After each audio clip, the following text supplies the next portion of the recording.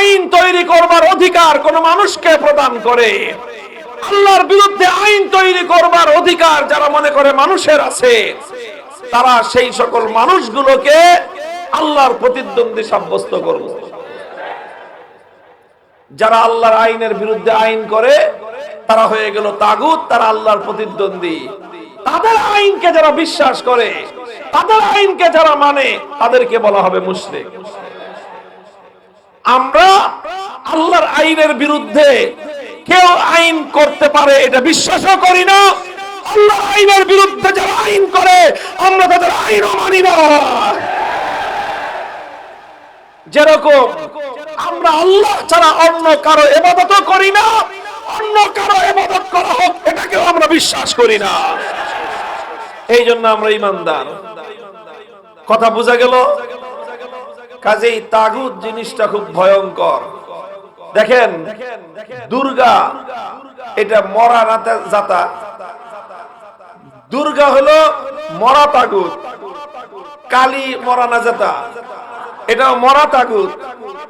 সরস্বতী মরা না জাতা, এটাও মরা তাগুত। কিন্তু যারা আল্লাহর আইনের বিরুদ্ধে আইন তৈরি করে, এখনো করে, এরা মরা না জাতা, এরা হলো জিন্দা তাগুত। এগুলো হলো তাজা তাগুত। আপনি বলেন মরা তাগুত বড় শয়তান না জিন্দা তাগুত বড় শয়তান? খুব ভালো করে বুঝবেন, মরা তাগুত বড় শয়তান না জিন্দা তাগুত বড় শয়তান? আমরা ঈমানদার বলে মরা তাগুত একটাকেও মানি না, বিশ্বাস করি না। অথচ দুর্ভাগ্যজনক ভাবে লক্ষ লক্ষ মুসলমান জিন্দা তাগুতের বিরুদ্ধে স্লোগান দেয়।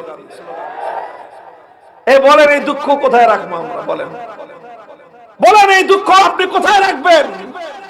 আপনি নিজেকে বলেন আপনি ঈমানদার, আপনি নিজেকে দাবি করতেছেন যে আমি এক আল্লাহকে বিশ্বাস করি, অথচ আপনি স্লোগান দেন আল্লাহর প্রতিদ্বন্দ্বীর পক্ষে গিয়ে।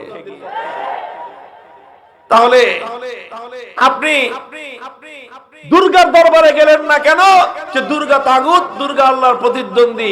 আমি আল্লাহর পক্ষে, আমি দুর্গার পক্ষে না। আমি আল্লাহর পক্ষে, আমি সরস্বতীর পক্ষে না। আমি আল্লাহর পক্ষে, আমি কালীর পক্ষে না। আমি আল্লাহর পক্ষে, আমি লাত মানতের পক্ষে না। আমি আল্লাহর পক্ষে, আমি উজ্জা হবলের পক্ষে না। আমি এক আল্লাহর পক্ষে, কোন দেবতার পক্ষে না।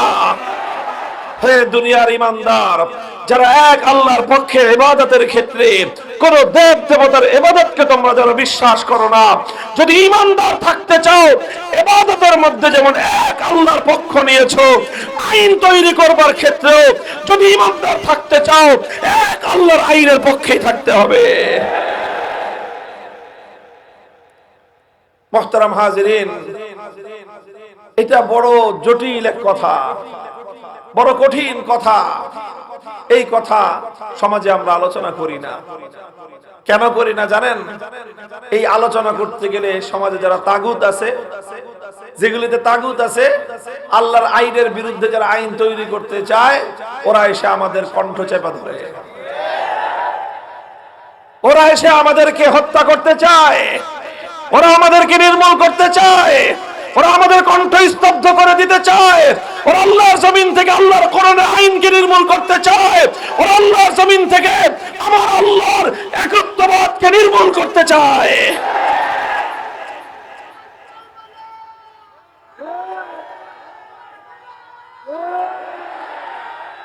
ইনশাআল্লাহ, ইনশাআল্লাহ যদি আমরা যদি সচেতন হইতাম। দেখেন আমি বলি কথাটা, আমরা ইবাদতের ক্ষেত্রে সচেতন আছি। কিসের ক্ষেত্রে? ইবাদতের ক্ষেত্রে সচেতন আছি।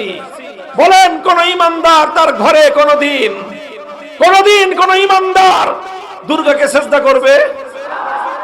ওরে লক্ষ কোটি টাকা দিয়ে কোন এক ঈমানদারকে তাকে দুর্গার সামনে সিজদা করাতে পারবেন?